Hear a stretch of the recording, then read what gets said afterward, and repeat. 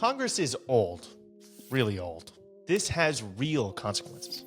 In just the past 3 months, 3 Democratic members of Congress have died while in office. We have just learned that Arizona Democratic Congressman Abughazaleh has died. Last hour, Democratic Congressman Jerry Connolly has passed away. Congressman Sylvester Turner has died. Others have been stuck in the hospital for weeks, if not months on end. This has already cost Democrats serious votes in Congress. But that's not the only effect. The old members of Congress come with old ideas and old strategies. This leads to situations like the one we see with Chuck Schumer, where he focuses on writing strongly worded letters as his base cries out for real action. There's a real demand for generational change amongst the grassroots. And that's why today I want to talk to Kat Abughazaleh. Kat is a candidate for Congress in Illinois' 9th district. She's 26 years old and running for a seat that currently has a 81-year-old incumbent. She's also a prolific content creator and has a killer recording setup, which made setting up this interview really easy. Kat, welcome to the show. Thank you for having me. So I want to start with your background. Mm-hmm. You worked for Media Matters previously, which I understand has caught you some negative attention from Elon, libs of TikTok, my favorite accounts. So what is your professional background? Yeah, so it's very funny because sometimes you'll hear influencer candidate, and really what I am is a researcher and journalist. I started my career at Media Matters covering Fox News and the far right, and then I realized that people get their information from video now. Like, I usually read my information, but a lot of people don't. And that's just because technology changes. And so I pivoted and I started making video explainers in my spare time of what I saw during my work hours. And they just kind of took off, trying to explain like why your uncle won't board a flight if the pilot's black. And this was back in like 2023. And, I tried to make it communicate in a way that I like to be communicated to. And that's with respect, considering the audience as intelligent, some humor, and really trying to be based in the facts. And then Elon Musk sued Media Matters for reporting, and going against the richest man in the world costs a lot of money, and they had to lay people off. I was one of those layoffs. He then harassed me and sent out his lawyers to Chicago to depose me. And since then, I've been freelancing, working with Mother Jones, Teo News, People for the American Way, and doing my own stuff on my own channels. But yeah, my background is covering the far right, really trying to communicate clearly how these people think and what their next step is. And it's helped in tracking these narratives and also resulted in real consequences for these people. I mean, the coverage that Media Matters has done on the far right has resulted in a lot of, content moderation efforts that have led to a safer internet, and consequences for people that are spreading really dangerous narratives around the world. Right. Media Matters is super important in helping people that are like liberals, people on the left, understand the media landscape. I feel like people kind of on our side of politics have been really behind on this issue. And Yeah. I've personally enjoyed a lot of Media Matters research showing the huge disparity there is online between content that's right-leaning and content that's left-leaning. I know that you did a lot of watching of Tucker Carlson and Fox News when you worked at Media Matters. Can you give me some insights on the right-wing media ecosystem that you noticed? Was there any sort of patterns or interesting things they did that you think that the audience would find valuable? Yes, that's a really great question. Tucker Carlson was really good at this. And as some people know, but some people might not, I grew up Republican. And so we were like Reagan Republicans, but very much Reagan Republicans. And so there was like a lot of misinformation that I believed growing up. And it's given me kind of this perspective on how people that are in this environment that, Rupert Murdoch and Peter Thiel spend billions to keep them in every single year, how you think you're being the responsible one, because most people just want a safe and, happy life for them and their loved ones. And so when you're being fed this fear or fed this, condescending, fairness and responsibility narrative, you think that you're doing the right thing. And it's on people like Tucker Carlson to shape these narratives for the worse. And like when people talk about right and left and like compromising with them, it's not right and left at this point. It's stuff that Tucker Carlson was pushing, like the great replacement theory. And he was really good at doing this thing where he would like drop these breadcrumbs. And I used to say, I still do, but especially when Tucker was there, if you want to know what's going to be on the House floor on Monday, watch Tucker Carlson on Friday, because he was setting the narrative for these people. You know, members of Congress would fight over themselves for a 3-minute slot on Tucker. And he actually held the House speakership hostage. I mean, you remember when Kevin McCarthy went through like 15 different votes, and it wasn't because the GOP was mad at him. It's because Tucker listed 3 demands, and until those demands were met, he would not be voted in. And that was to get the Capitol footage, a Frank Church style committee into, I think, the 2020 election led by Thomas Massey. And what was the third one? It was something else that was stupid and evil. It's one of these things that you just see over and over again. And so he would like lay these breadcrumbs, like this idea that IRS agents are going to come into your home and audit you at gunpoint. He would mention it briefly on like a Thursday, and then bring someone in on a Friday, and then Monday mention it briefly again, and then by Wednesday you have like a full 20-minute monologue about it, and then that's how it got into the narrative. I see. So it's kind of like builds up. Fox News is the used to right-wing launder like 4chan talking points. I think like the right-wing media ecosystem does this very effectively. Like they make some claims, there's not a lot of substance to them, like with the recent Vance Bolter situation. And then they kind of hit you with like longer form content on that same issue. And you've kind of already developed an opinion on it, despite the fact that you actually haven't built up a bunch of evidence to support any sort of opinion previously. Yeah. So I think it seems very effective. I have a special question for you. Obviously, Tucker doesn't work for Fox News anymore. Have you noticed any difference in his content? I'm sure you're a huge fan of the Tucker Carlson podcast today. Oh, such a huge fan of Tucker Carlson. Yeah, here's the thing. You know, he has one of the most popular podcasts out right now, but he doesn't have as much influence as he did. He still does, don't get me wrong. But that Fox News 8 p.m. hour, Jesse Waters is just not nearly as good at manipulating it as Tucker was, or as Bill O'Reilly was. Bill O'Reilly had the most popular show on cable news. So did Tucker.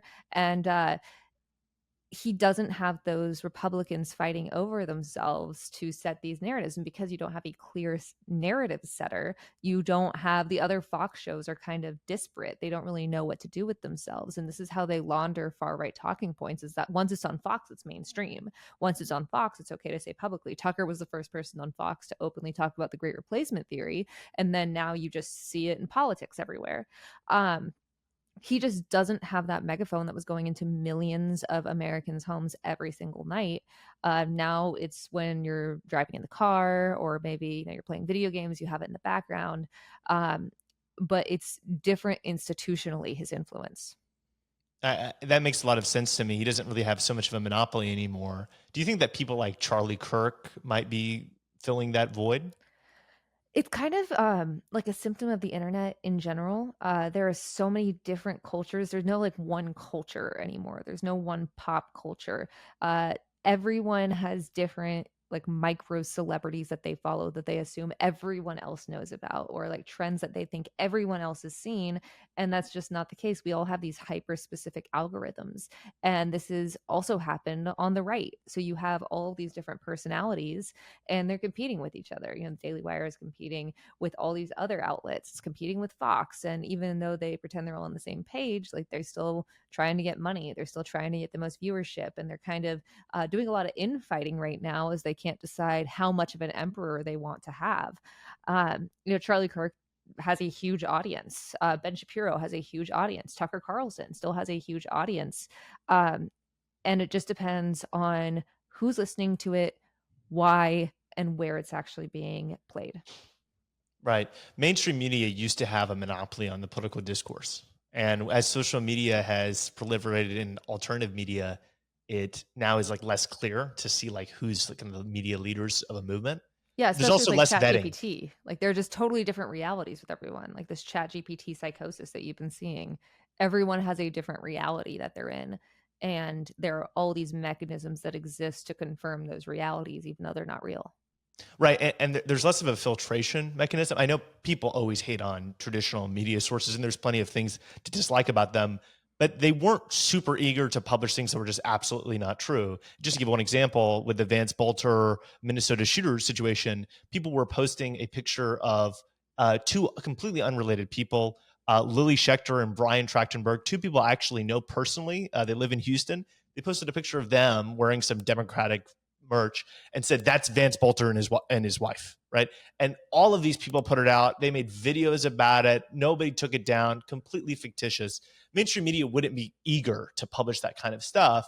And so kind of as mainstream media has declined and alternative media has risen, I think misinformation has also proliferated simultaneously. Would you agree with that?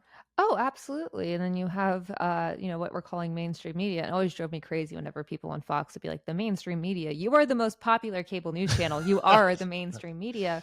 But this gives these outlets more license to kind of play with that. They feel like, they have to catch up just as those right-wing creators are competing with themselves. So are media outlets with each other and with those alternative and independent sites.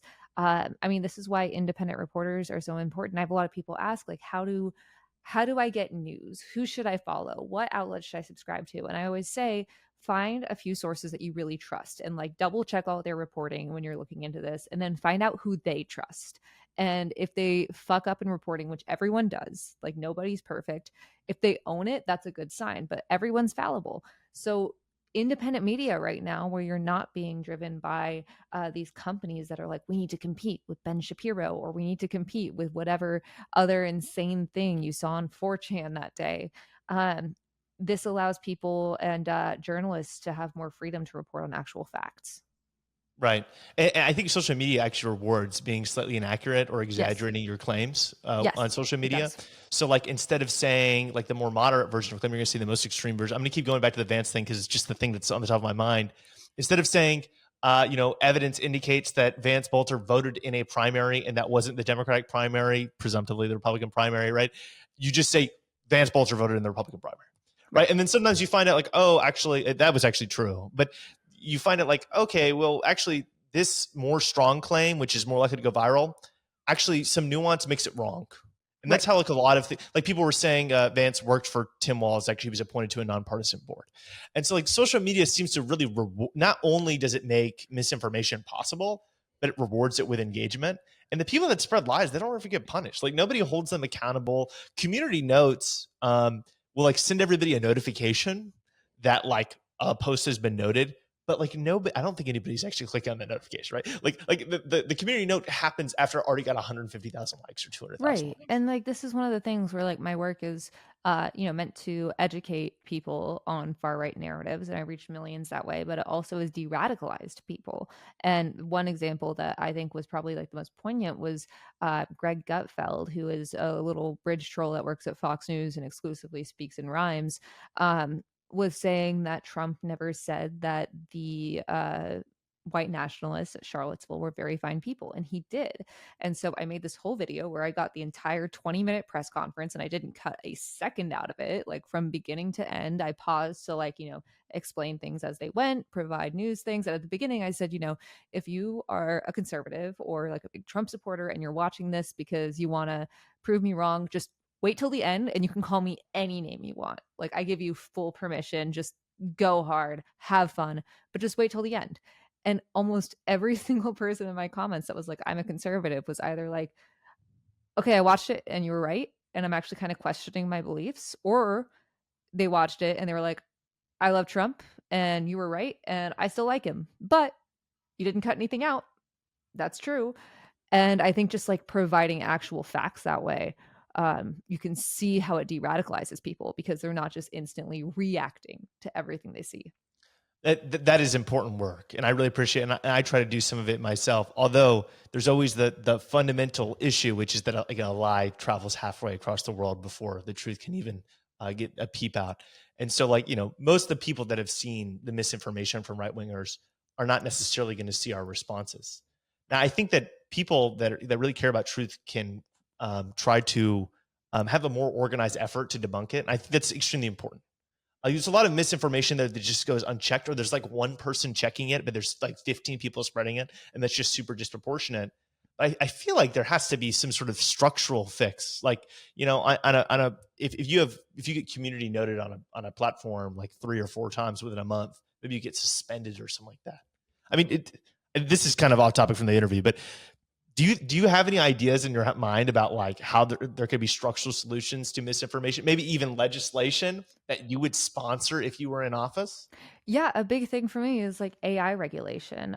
First off, you know how you like go on your phone and you open up your internet browser and the website asks if you accept cookies.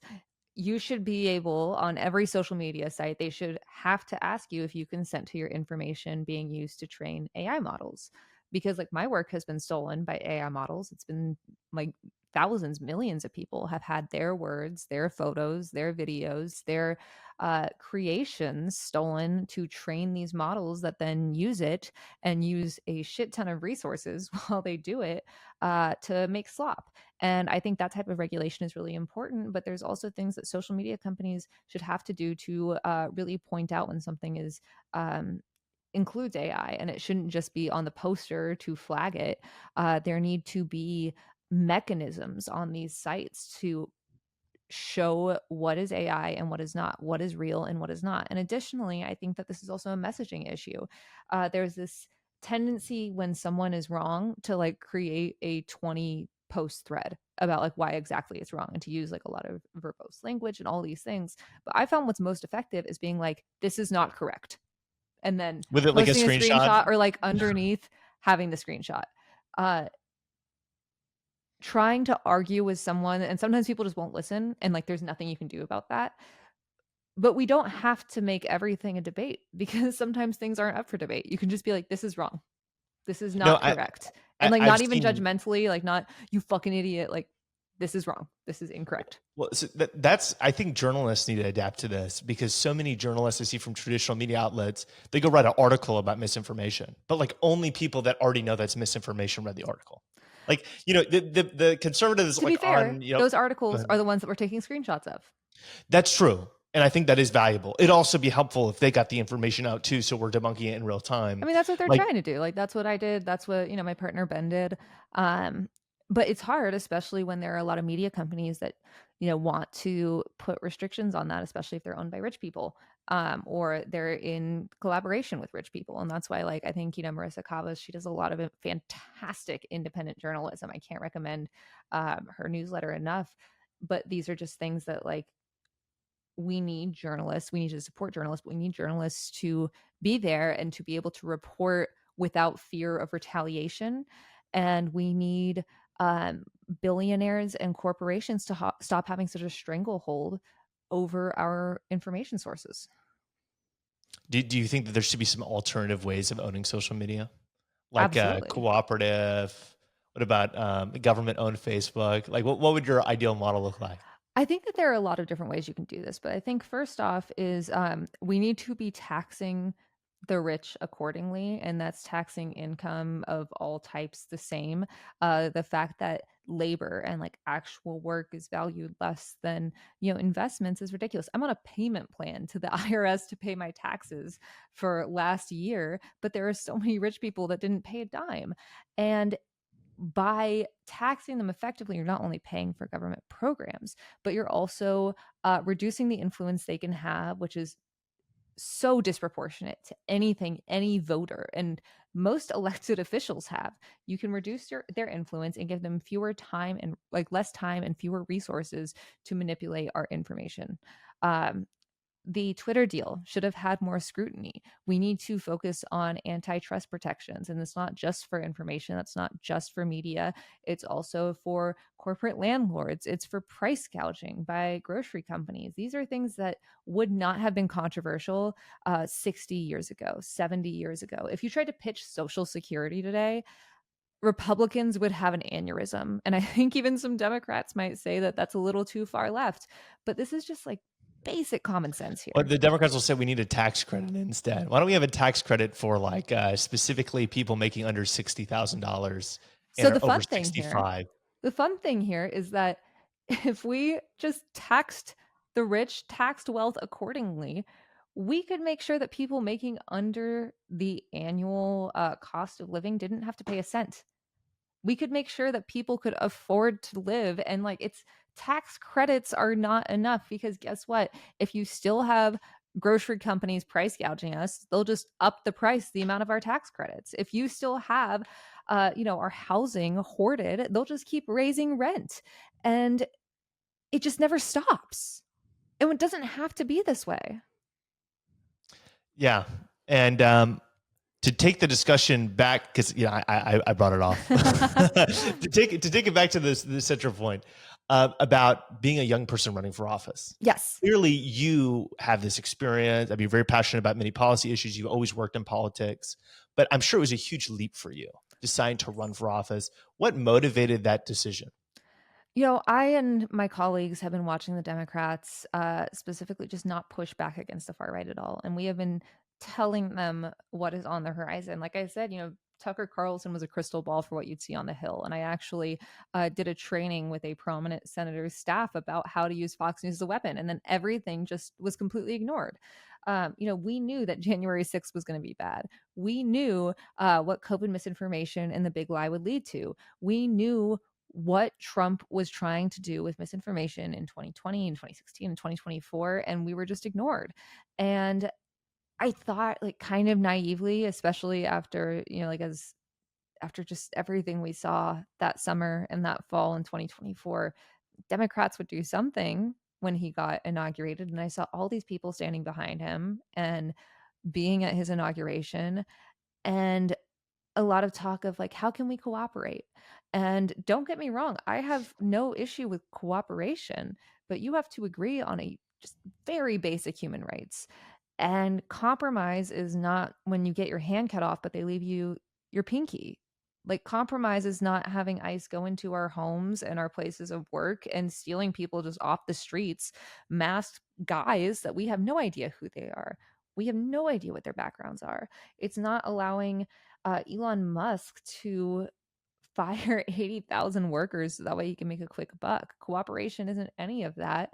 And I got sick of complaining about it. And there were all these things that I've thought, hey, I wish that Democrats would do this. Hey, I wish that politicians, regardless of party, would do this. Hey, I think this is how we should run campaigns. This is how I think we should speak in a political sphere. And I just got sick of saying, I wish someone else would do this, and decided to do it myself. That makes a lot of sense to me. Now, do you think there's any sort of interplay between the age of people in Congress and this kind of problematic mentality that you identify? There's more people that are over 70 years old now in office than almost any other time in American history. So do you think there's any sort of connection there? Yeah, I think it's not even about age really. Like, the incumbent in my race, Jan Schakowsky, she has done a ton of incredible work, and she has been one of the most progressive members of Congress throughout her career. Um, she has consistently been on the forefront of a lot of positive change, and she still is. She's still fighting for that type of stuff, but it's still, there hasn't been a competitive primary in this district since she first won in 98, like 5 months before I was born. And that's not her fault. I think it's an issue with the Democratic Party. And like, that's why I ran. This wasn't a vendetta. This was the idea that we should have competitive primaries. And I have a vision for what the world should look like. And I think when you have the average age of Congress, is 58, and the average American is 38. And that's not their fault. Like, that's life. You age. Be younger. Yeah, be younger. Just do that. And we shouldn't just have a Congress of 26-year-olds, and we shouldn't just have a Congress of 76-year-olds. The thing is, though, there are so many issues that have changed so rapidly with technology, with our current society, and they're things that a lot of Congress just doesn't have experience in. They don't know what it was like to grow up with school shooter drills. Like, they don't know what rent is like now. I remember an outlet reported on my rent, and I had so many people saying I was rich, and my partner and I split it halfway, and I'm like, this is the lowest my rent has ever been in a major city. Where are you getting your rent? I would love to find out. They don't understand what it's like to pay out of pocket medical costs because they've had really good insurance for decades. And these are just realities that even if you have the best interests in mind, even if you're really going in with a pure heart, and I think that there are a lot of, career politicians that are, you just don't understand the reality. And we need people who do. We need people of all backgrounds. It can't just be career politicians. It can't just be lawyers. It can't just be, half of Congress is worth about $1 million or more. It can't just be that. You need educators, you need reporters, you need labor leaders, you need activists, you need all sorts of people so that way we can accurately and positively make effective change. Right. I think there's this idea that in order for Congress to genuinely represent the broader public, they need to have life experiences that align with the life experiences of the general public, right? Right. Because it's one thing to know about policy. It's another thing to have priorities informed by real experiences, right? Like if you've lived in poverty, you're probably going to be more passionate about that issue, right?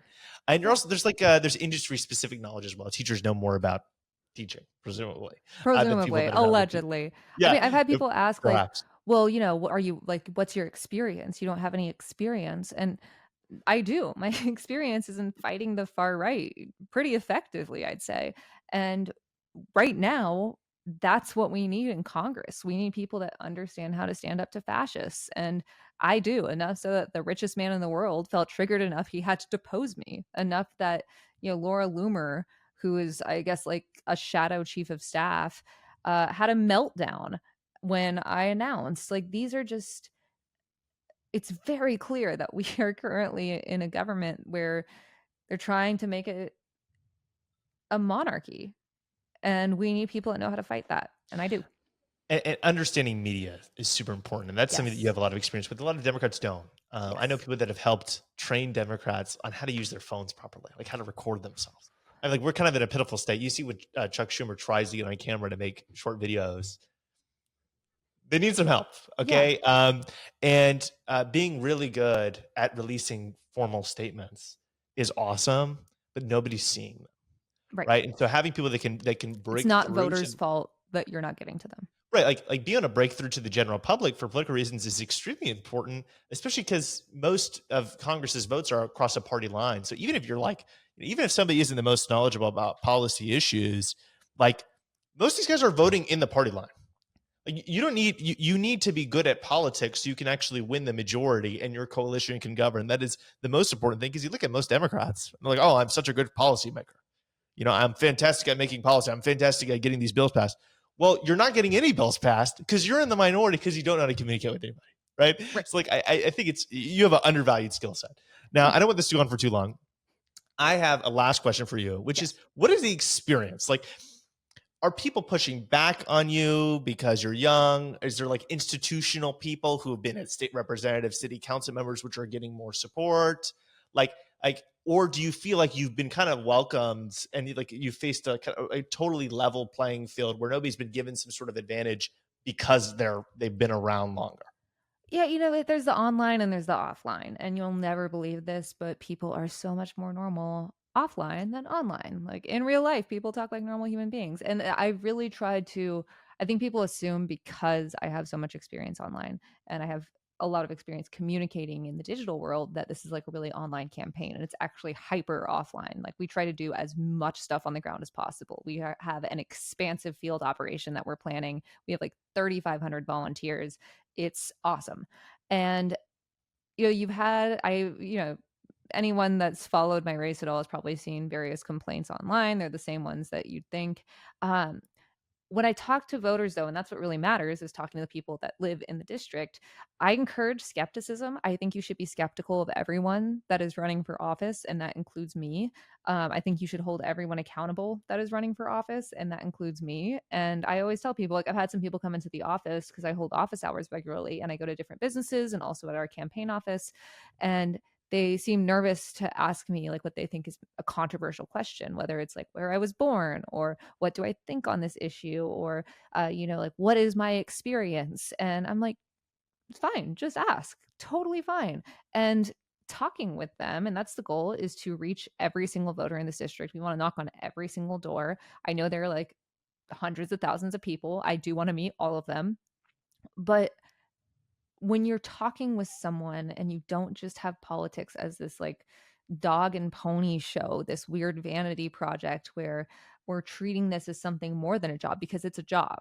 And elections are your, performance review, whether you get hired or fired again. And talking with people, those issues, we talk them through.